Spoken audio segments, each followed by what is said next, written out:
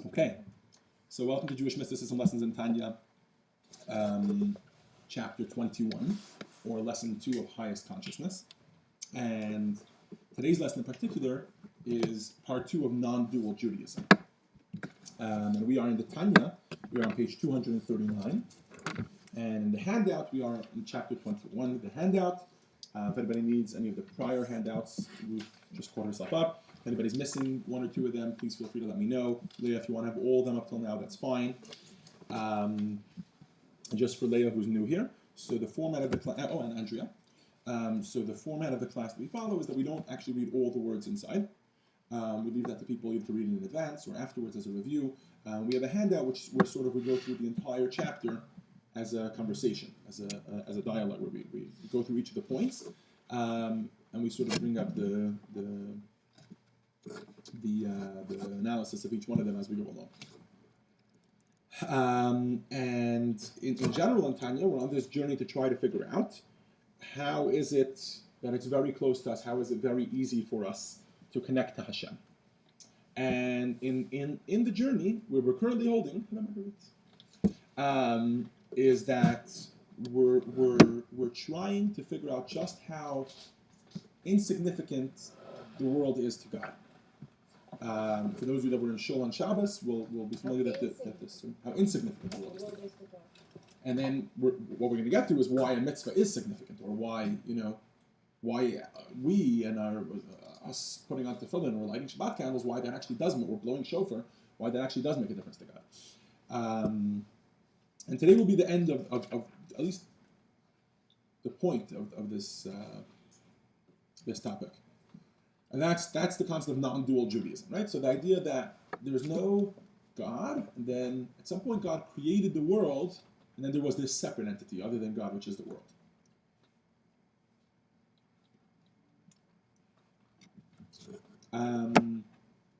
So in last week's lesson, we brought the analogy of how one would contrast, and this was very human, right? This was very mundane, and we gave that disclaimer at the beginning. The analogy of the contrast between one spoken word, the word Hi, right? H-I, this is very simple, little, physical, mundane, limited, no more, no less than Hi. And compare that not just with the source of speech, which is an unlimited amount of words, or an infinite amount of words, not just compare it with even higher than that with the source of thought, which is an unlimited amount of thoughts, but compare that with the essence of a person's soul, right? Yeah, or the essence of a person's being. The essence of a person's being is obviously way more, not just than speech, but than thought, than anything. It's way more than anything, because it's got feelings and thoughts and speech and actions and things, all sorts of things that come out of us. And so all of those things have got to be inside the essence of the person on a certain level, at least in potential, in some sort of form or in other words, Chassidus, it's hiyuli, like a prior, before it comes down to actuality, but at least the potential. So if all of that is there, then obviously that, and not only that, all of that is there, all of that is there in an unlimited fashion. In other words, you've got an unlimited amount of words, an infinite amount of thoughts, an infinite amount of actions, an infinite amount of potential of different types of actions and different ways your life can take you. And all of those things are all really embedded within the fabric of the essence of your soul. So then all of that compared not just with one potential of a thought, but an actual physical word. The actual physical word can't be another word. It's very limited.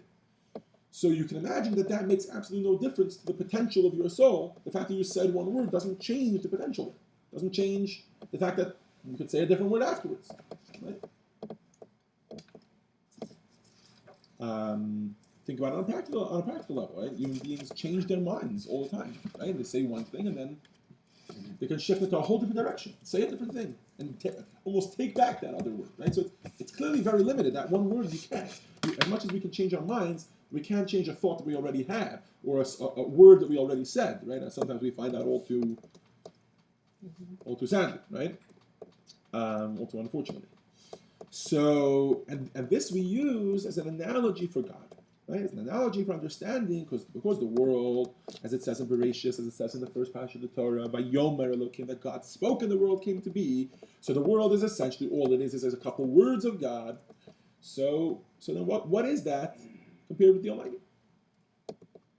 The Alter Rebbe starts off chapter 21 by saying that whole analogy that we gave is really completely flawed. Right? Why? And this should be obvious, but the Alter Rebbe wants to point it out. That whole analogy, which does make that one spoken word as compared to the essence of our being very, very insignificant, it doesn't have any effect on it, etc., is still human. By a human, a word is a separate entity from him. By Hashem, even after the word leaves, the word is still a part of him. The Alter Rebbe brings from Yeshaya, the Navi Yeshaya, the prophet Isaiah, who mentions as part of a particular prophecy, we actually read this as the Haftorah on fast days, which means it's the most commonly read Haftorah. Because it's not, some Haftorahs are read once or twice, maybe a year, right? But this one is read like 5-6 times a year. Right? You read it on not on Yom Kippur, but like on Tisha B'Av and on Asara B'Tevet and on all the Tanya Esther, all these, right, the fast of Esther, all these different fasts, we read this Haftorah. And as part of the Haftarah, he's talking about God and how God compares to a human, etc. And the words of Hashem, which the prophet gives over to us, he says, Ki lo machshavotay machshavotechem, v'lo darchechem dirachai. He says, for your thoughts are not my thoughts, and your actions are not my actions. Ken gavhu dirachai midarchechem. And he gives a whole analogy. He says, my actions, the way when I speak, and when a human speaks, says God, my speech is of a whole different breed. It's a whole different animal. It's very different. That's very cryptic, right? It's very different, but in what way is it different? So for this, we turn to the Rambam, to Maimonides. Maimonides uses a phrase, not with regards to the word of God, but with regards to even the thoughts of God, or the logic or the intellect of God. He says that by a human being, you have three things. There's three categories. There's Hamada, Hayodea, V'Hayadua. Mada means knowledge. Yodea means the one who knows. And Yadua means the thing that is known. By God, those three are all wrapped into one. In other words, God is Hu Hamada, Hu Hayodua, Hu Hamada, Hu Hayodea, Hu Hayodua. He is the knowledge. He is the one who knows the knowledge, and He is the knowledge. He is the knowledge, the thing that is known. And He's the knowledge itself, and He's the thing that's. And similarly, it works with God's thought or God's speech. So the key difference, if we had to boil down to what the difference is between when a human says the word "hi" or when God says some word, is that when God says a word, even though it may have, right, it may seem like, because when we talk about words, we talk about human words, and by a human, when a human says a word, the word leaves him, right? Like we said, unfortunately, we can't take back our words, right? We can't choose to say, oh, I said that, I didn't mean it, so you know what, I'm just going to delete it. You know, like, anybody hear of WhatsApp? So they recently introduced a feature that you can delete a message once you sent it. You send out the message, 3 minutes later you decide, that might offend someone, so you delete the message. So whoever saw it in between, great. If the person didn't see it, then I guess delete it. It doesn't work that way with real speech. Right? You're sitting in a room, you're sitting around at a social event, and you say something about the person, and you meant it as a compliment, but it comes out the wrong way, and whatever. You can't pull it back. Because a spoken word is really a separate entity from us. The moment that the word leaves our mouths, it's been formed by, right? You're right. It took our energy, it took our mental capacity for sure, our thought capacity as well. It took our physical breath, right? And it took our physical voice and everything, whatever. But once it leaves, it's gone. It's gone. It's out there. It's in the world now. And I think that scientifically they even say that it leaves a little residue, right? Like it's still there. They say the word's still on a frequency level, right? Yeah. People have heard this before? Yeah, makes sense. I remember always hearing... vibration. Right, exactly. That vibration, it still exists somewhere. It's still vibrating somewhere, or whatever that frequency is still there. Every time I've heard of this scientific fact, I don't know exactly how it works. I always said, if we can figure out a way to tap into that, right? What's the one thing you'd want to hear? Anybody? Well, Mashiach is future. Oh, yeah. Right now, I would want to hear the giving of the Torah. Can you imagine? Imagine being able to tap into that frequency somehow. Like, imagine if you were able to tap into a frequency at any time. Okay, so after you finished figuring out what this person said about you and that person said about you, and you, right, if you're able to hear that, would be well, Sinai. That would be. Yeah. Anyways, so So a physical word, I know it's interesting to use the word physical about a word, but it is. The fact that it leaves us means it's a separate entity from us. Now that word exists. You know what a great way of describing that is? When a person passes away, we don't forget the words they said, right? Neither do we forget their actions or anything, right? Meaning or effects that they had in the world, or buildings that they donated or created or built or whatever, or I don't know, if they were a pottery painter, whatever. That too, but even words, right? We remember those words. Those words still exist. They don't disappear because that person left this world. Which goes to show us that a word is completely separate entity from a person. By God, as hard as it is for us to wrap our brains around that, that's not the case. In other words, the word is a part of God. It's all included in him. It's not just included in him, it never leaves him. Never leaves him. And now, on top of that, we can stick the analogy from last week, which is about the one word versus the unlimited amount of words, and the one word is still included within the unlimited amount of words. Nothing ever left. So how insignificant is it? It's not just insignificant, it isn't. It really isn't. It isn't what? It isn't at all.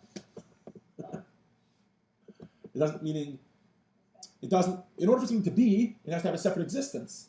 But if by God, when God speaks, which is essentially, by the way, what this beautiful library and all of the beautiful people sitting in this world are, we're all just speech of God, right? We're just words of God.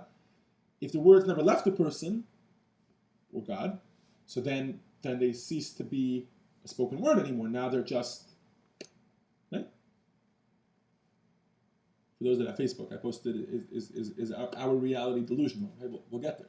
We'll get there. Our reality is not delusional. Every time these, when in yeshiva we used to have these type of conversations, and you go down this like little rabbit hole with this black hole, and you're like, at a certain point, you're just like, okay, I guess the whole creation is just a big illusion. Right? So our teachers would always remind us, remember that Torah is emes, Torah is true. And the opening words of the Torah are Bereshis bara Elokim et hashamayim v'ha'aretz, that God created the heaven and the earth. So something happened. There is a creation. God created the world, so something exists here. We'll get to that. Somebody said we're nothing but the dream of God. Well, I would correct it. I would amend that to say the speech of God. Yes, speech of God. Right, as it says clearly in the Torah. Thought of God. As it says clearly in the Torah, it says, "Vayomer Elokim yehi or," let there be light, and there was light. And God said, let the earth spread forth with whatever. God said, let's make a man, and a man was made. It's not like a big hand descended from heaven. When I was in kindergarten, we used to think, God created Adam from the mud, right? So a big hand descended from heaven and started forming, like you do in the sandbox, He made a man. Well, put water, yeah. Right? That doesn't work that way. When God speaks, God's speech is creation. So why do we use the word speech at all? Right? If it's so not speech, and it doesn't compare to our speech at all, why do we use the word speech? Why do we say God spoke and the world was created? Divine intention. Okay. So then we could have said, use the words divine intention. What? After the world. Okay, so why do we use the word uttered?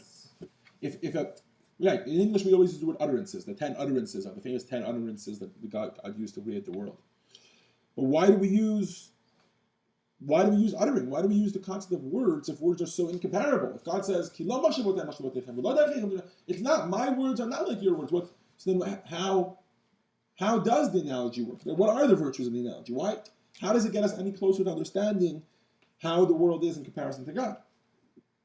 So Alter Rebbe continues to say there are certain things.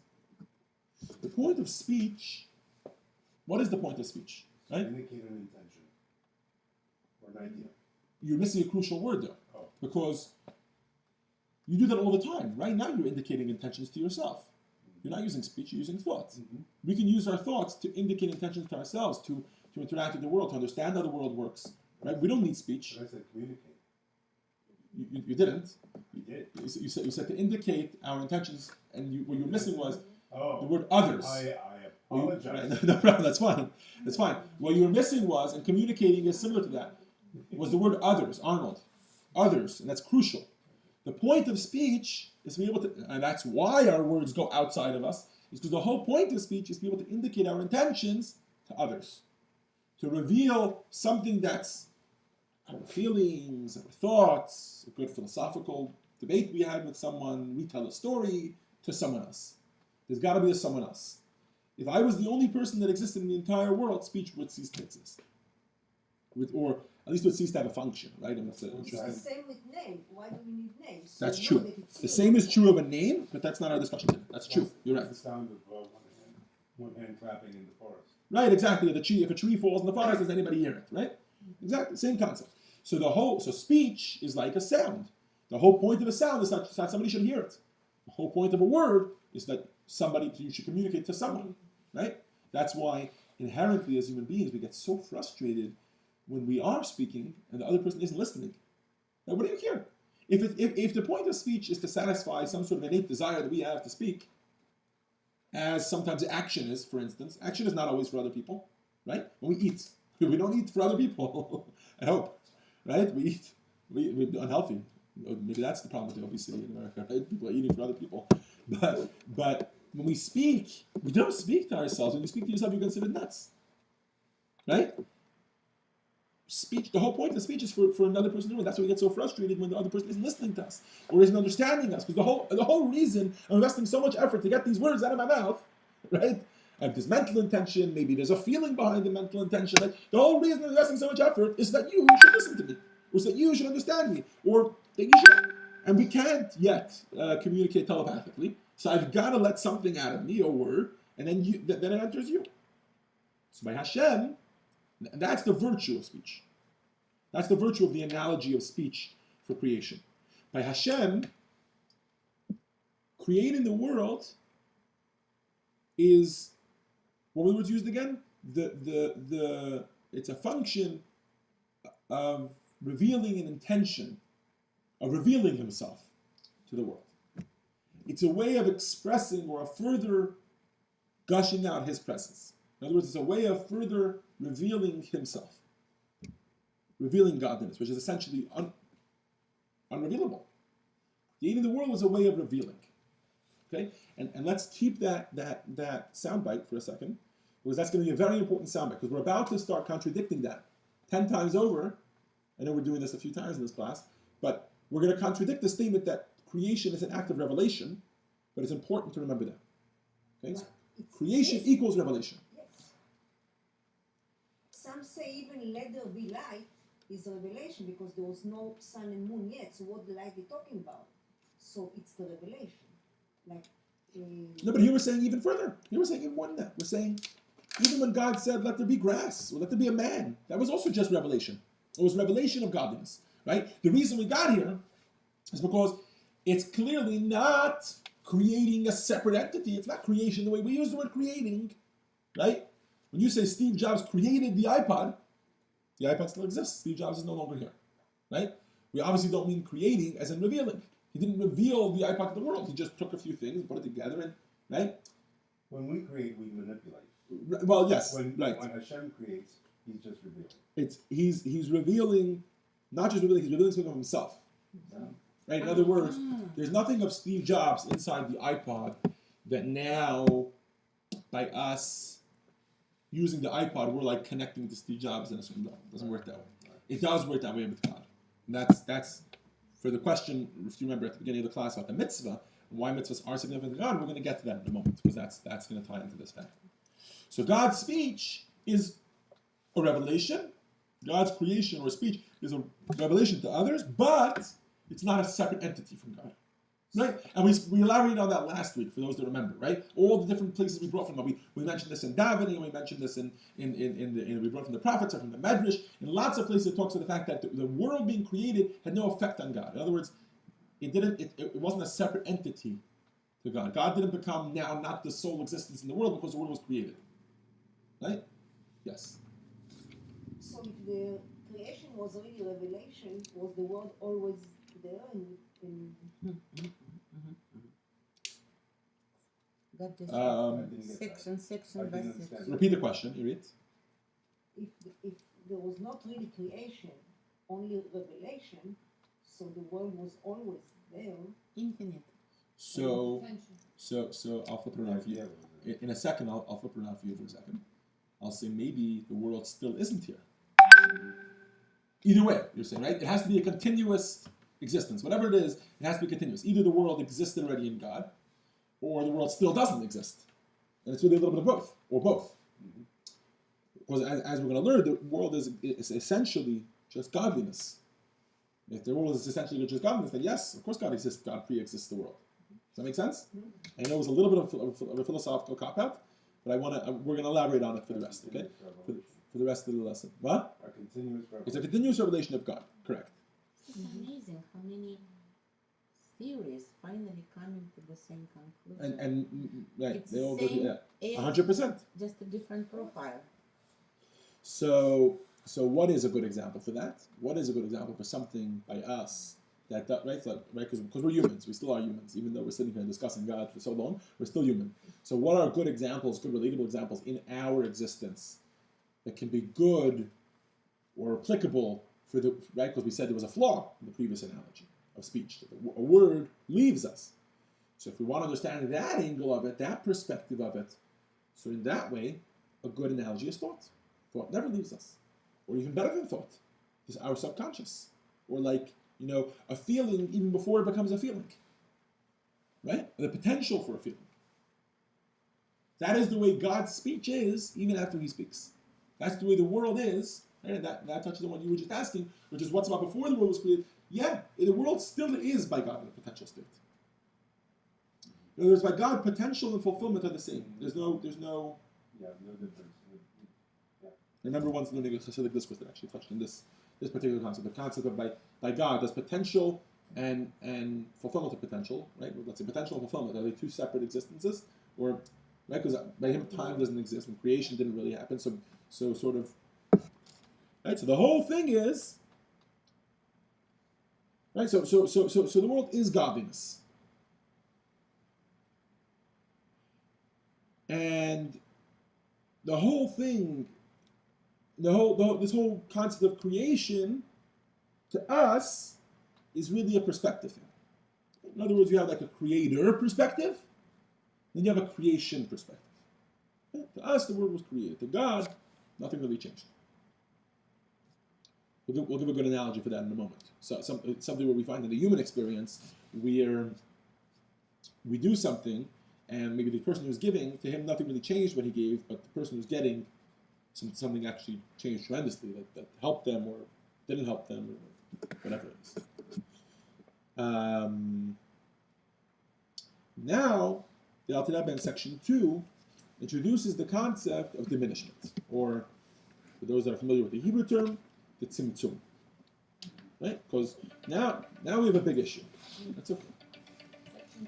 Yeah, section 2 on page 243. Because now we have a big issue. So we've got this godliness. God is unlimited. God is infinite. Goes forever. Nothing ever changes. Nothing could change him. Nothing will change him. Nothing ever did change him. So, but then the world was created. But the world didn't change him. Nothing changed. But there was something there. The Torah said, "Bereshit bara Elokim et hashamayim v'et haaretz." In the beginning, God created the heaven and the earth. Right. So something happened.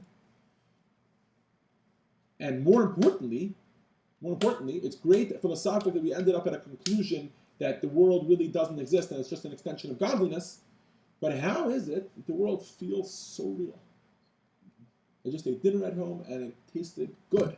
It really did. It wasn't like an illusionary good. It wasn't like you know what I mean? And I people that I love and people that I don't like, like and there's politics and the whole world to see with beautiful, person could tour the world his whole life and not see the whole world, right?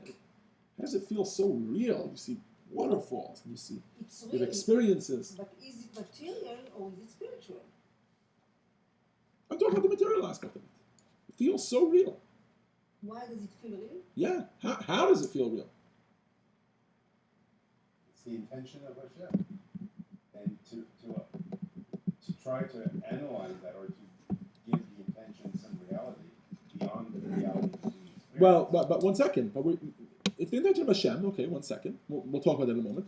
But beyond the intention of Hashem, we just concluded very matter-of-factly that from Hashem's perspective, it doesn't exist. The world is not material, and there's nothing really separate. It's just further extension of Him. Mm-hmm. So how does it feel so real to us? In other words, the conclusion that we ended up with here essentially is that there's two different perspectives. There's two different perspectives, right? Let's say you have typical example of perspective. You go out into the parking lot. There's a big ball, and one person goes to a pink building across Chabad, and one person stands here, and somebody else stands on top of the mikveh and looks down at both of us and says, "What color is the ball?" And Tanya is on the other side, and I yell yellow, and she yells red. Right? We're both saying the truth, right? Because the ball is on one side yellow, and the other side red. But there's two perspectives. She's looking from one perspective, and I'm looking from the other perspective, right? The creation, that's okay. The creation of the world is essentially the same thing. Essentially the same thing. There's two perspectives. There's a creator perspective. There's a creation perspective. That's essentially where we landed here, right? To God, because God is unlimited, the whole world is just a further extension of godliness. To us, because we are the world, so the world looks so real to us. And which one is true? The real truth is God's truth, probably, right? So, okay, so let's say the world is an illusion to us. No problem, I'll take that. How is it possible, is the question. How can it be if the world feels so real to me and so, when it's so not? The answer to this is the big diminishment, the Tiztzum. In order to accomplish this feat, in other words, I mean, essentially, and I know we can't say anything was difficult for God, but it was a pretty difficult feat for God to create the world. To create a world that's going to be here and that's going to be so material and right and feel so real, was a huge deal. You could almost say he tried it before. He created angels. Okay, obviously God's intention wasn't that they should feel so physical, but then what did they end up being? They just ended up being further extensions of God's existence, right? For prior worlds, which we've discussed in previous lessons, Atzilot, Beriah, prior spirituals, they're just further extensions of God. But God wanted that this world should feel physical. And in order to accomplish that, he introduced the Tiztzum. Okay, so the Tiztzum, what is the Tiztzum? In a nutshell, the Tiztzum is a space where otherness can emerge. The literal translation of Tiztzum is diminishment, holding back. And essentially what it is creating a space that otherness can exist, that otherness, that others can emerge. In the words of the Zohar, I'm sorry, not the Zohar, Eitz Chaim, another famous Kabbalistic text, Sile kol oro al atzad, God took a moment to move all of his light aside. These are we always use these as anthropomorphic terms because we don't know what it means for God to move some of his existence aside. And then in that space, and that was that move, that action of moving some of his existence aside was a tremendous feat. Because in an unlimited world, to create a space which is at the same time still unlimited because God fills the whole void and God is everything, and to still create some sort of space where the world can exist, that was a tremendous feat. And that God did all so that we can exist here in this world. Along with many other smaller tzimtzumim along the way. After the big one of creating that space that other existences can exist, after that there were smaller ones where the light was diminished and diminished and diminished until he was able to reach a physical reality. Again, obviously only God can do this. But it's very hard for us to wrap the up. purpose? What? What was The purpose was that that's the explanation as to why this world feels so real. Because the Tiztzum really exists. Do the Tiztzum? After the Tiztzum, what's expected of us? Great. Okay, so we know to do Torah and mitzvahs. We'll get to it. And why is a good question. I have a better question. What does the Tiztzum do?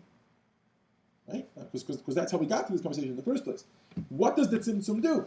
What is this diminishment? What does it accomplish? It hides the spirituality. But I thought we said that creation is revelation. So how is it that as part of creation God had to hide himself? Right? So it's so contradictory. He had to almost withdraw himself in order for us to exist, but then create us, which was an act of revelation, and it all happened in the same move. So then we should earn our divinity. No problem. But in the same act, he both hid himself and revealed himself, and the hiding was really revealing. So yes, the answer is yes. Just to further illustrate the point, sometimes when one wants to, Chassidus gives this analogy all over, not in Tanya here, but very often in Chassidus, the analogy is given of a teacher, a master, and a student. Right? Many times, in order that a student should understand something, the master might diminish the point. He might even remove everything else from the point. This point is such a profound intellectual concept. And he feels like such an idiot, dumbing it down to this little grain of the whole thing. And he gives it over to the student. Now, the facts that he says over to the student, are they missing the whole intellectual, bravado, that the whole not process, let's say the whole depth that the full intellectual concept contains? It's not missing it, it's all in there. When the master gives over the point, to him, everything is in there. And many of you may know this, but sometimes when you want to teach them, especially a little child, you want to teach them to a little child, everything can be in that point that you're telling the child. In fact, the Talmud tells us that sometimes it takes 40 years for a student to reach the same stage of his master. In other words, to reach the level of his master, to understand. We're talking about a real student and teacher. Here, in this class, I'm just giving over information. Right? But somebody who has a real mastery of a topic. Right? He worked his whole life mastering a certain topic. And he gives it over to somebody who has absolutely zero knowledge. But he has to start somewhere. Right? Why does it take 40 years? Because it's all, but the master could have died the day after and ceased to tell him anything. Well, he never sees him again. Let's not get so dark. He didn't die. But he never sees him again. Right? In that little kernel that is given over to him, everything is found. And if the student continues the rest of his life to work and to unpack and to realize that throughout the rest of his life, I'm not even talking about experiences in life, I'm talking about just intellectually, he can unpack from that little kernel that the master gave him, he can unpack the whole thing. And yet when the student looked at it the first time, obviously some sort of communication happened here. And there was some sort of understanding that lit up in the student's eyes. Right? But the teacher looks at the student and he goes, you didn't understand it. You think you understood it? You didn't understand it. Nothing changed. Nothing changed. The same way I had the whole intellectual, I still have the whole intellectual concept. Nothing changed. So here we again are faced with the two different perspectives. Right? So which one is the real one? All of a sudden the answer is not so simple. Can I give an analogy? Sure. Einstein's formulation of E equals MC. Yeah, exactly. Or, as small as it is. Yeah, exactly. We unpack it, right? That's the point you're making? And that's just one. It could be any example is fine. The analogy of a teacher giving something over to a student, the deeper it is, the easier it is to lose, to think we understand it, and we don't. Right? Similarly, when God created the world, essentially, God just revealed himself. But by hiding it, he gifted us, what words you used before? He gifted us the opportunity to tap into that extension. That's what changed. In other words, before the Tzimtzum, there was no space, not for others. There still isn't space for others after the Tzimtzum. There was no space for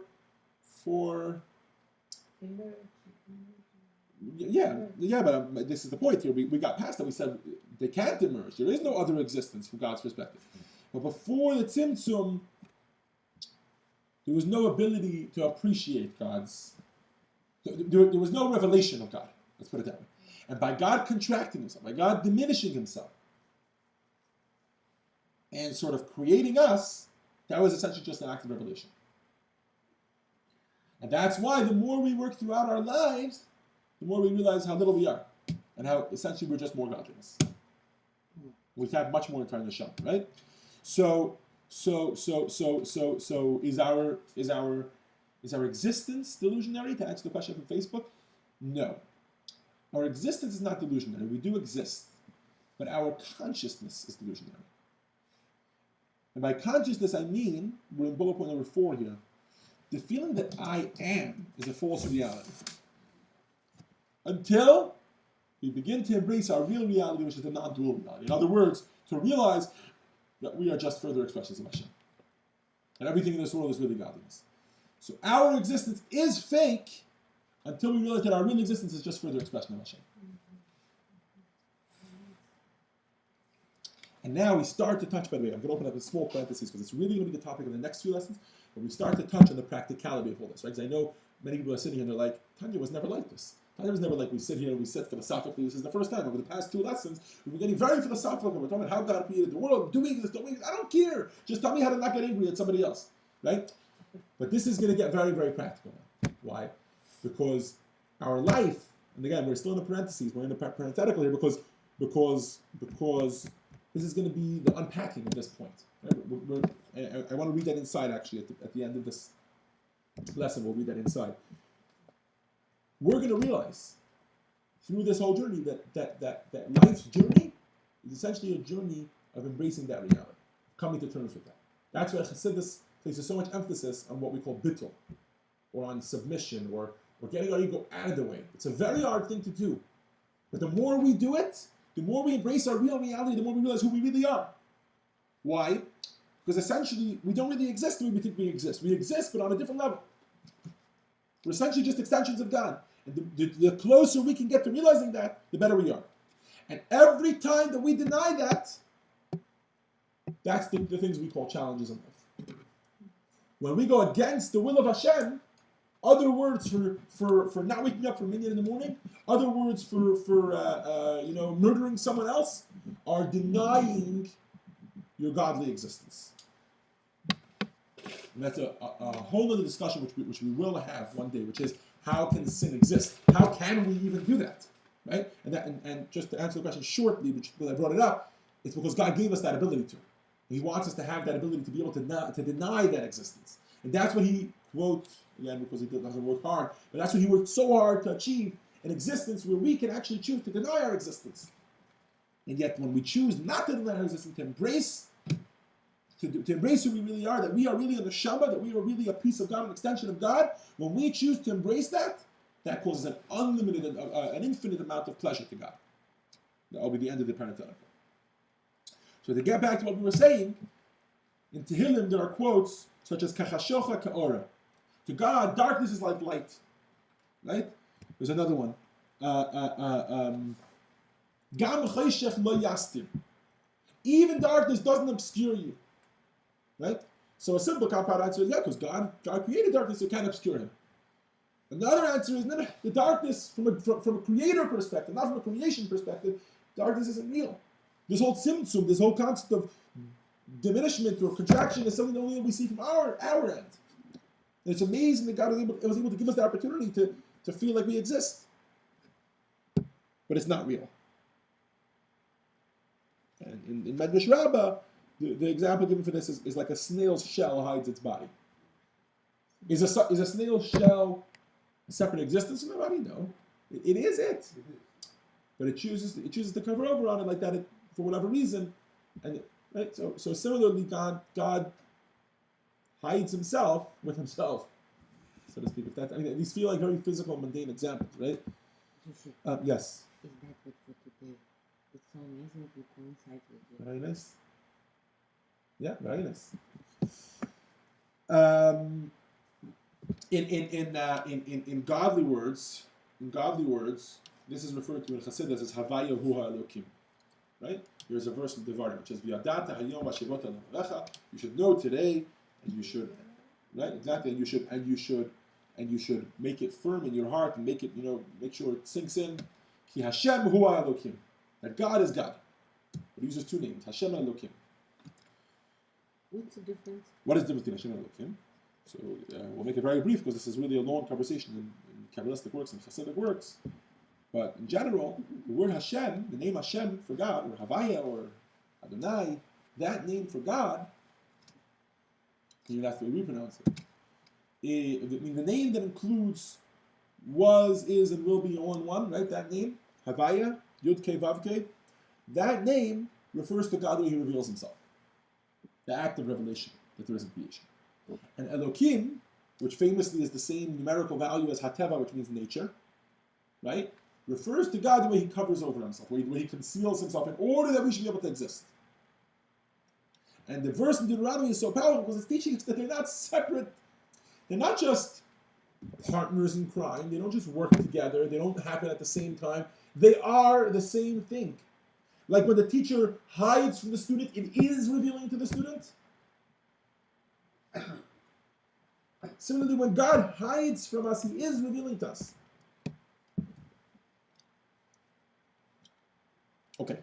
modest. Great. So we have the point. We have the idea here. So just to conclude with it, I'd like to read, if possible.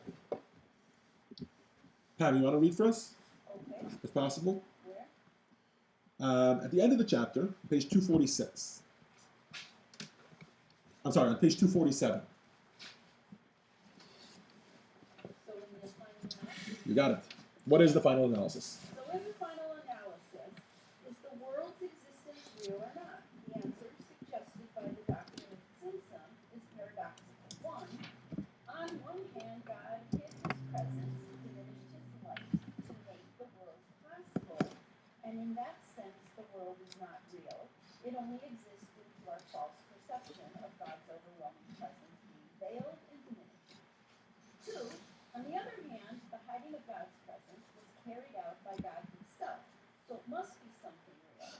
As some ascetic writes, God decided in his mind that he was going to diminish his light, so it's something which really did happen. That means that our false perception of God's hiddenness really only exists. Really exists. It does exist. Our false perception of hiddenness does exist and was created by God. If we combine these 2 points together, the conclusion is that in his presence, everything is considered as zero. The independent world that we see is of zero validity because it only arises from a false perception. But the world is not actually zero. It is only like zero because the force which maintains our perspective is Tiztzum is real. I give up. So what's false and what's real? Tzimtzum is false. But Tzimtzum is real. Yeah. Now, Tzimtzum is real in order to give us that opportunity, but when we dig a little deeper, we realize that Tzimtzum is false because we can actually tap into godliness. We really can. Now, the final thing I want to end off with is a reminder. Why did we end up down this philosophical hole? And why did we go down this path to begin with? Right? We got very philosophical here, and we came to this conclusion that the world is false but real, and really real but false. And the more we dig, the more real the world will become that it's false. Right? In other words, the more we'll tap into the godliness in the world, and we'll realize that our perception of the world beforehand was false, and really it's real. Really, it's just extension of godliness. Is that too much? Did I lose some people there? Are they following with me? I'm okay. Very good. So, why did we end up down this path? Because once we have that conclusion, we can now move on to chapter 22, which is titled Denying that God is Within You. Right? In other words, choosing not. We've been painting a very nice and lovely picture. Yeah, God puts people into this world. He makes a tzimtzum like that. We can choose to deny godliness within us, but we don't. We do a mitzvah and we connect with God and we reveal the godliness in the world, and it's all nice and dandy. Like, what happens if somebody doesn't do a mitzvah? What happens if somebody chooses to go down the other path we've been discussing for so long now in Tanya, right? Do the wrong things. First of all, how can he do that? How does it make sense that he can do that? How can he make real something that is fake, right? So that's going to be that's going to be a discussion. That's going to get very practical, and we're going to understand. Right? Look at the sections. You'll see the root. We're going to discuss next week. We're going to discuss the root of evil. We're going to discuss the negative forces resist and deny God. We're going to discuss the psychology of idolatry. In chapter 23, we're going to discuss non-dual Torah, how you can actually be learning Torah, and you're living by the non-dual model. You're denying God's existence, right? And all of this in order to learn what is the proper approach to all these things. What is the proper approach to be able to go through life, and as the title of chapter 24 is, not be delusional.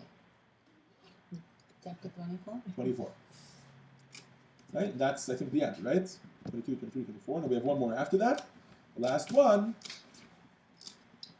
is going to be remembering your soul's devotion. In other words, awakening from a delusional spirit. We'll finally get to practical tips. How do we go through life and not be delusional?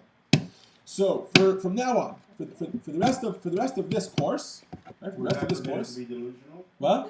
We're not permitted to be delusional? No, you're never permitted to be delusional. But for the rest of this course, our goal is going to be, how can we not be so delusional, and how can we embrace more of reality, right?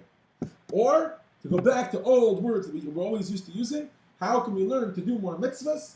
How can we learn to connect to God and go along with the will of God, do the right thing, and be moral, upstanding people, right? All that good stuff, and not all the opposite. And with this, we conclude chapter 21, Non-Dual Judaism, number 2 of Jewish Mysticism Lessons in Tanya, or the second lesson in highest consciousness.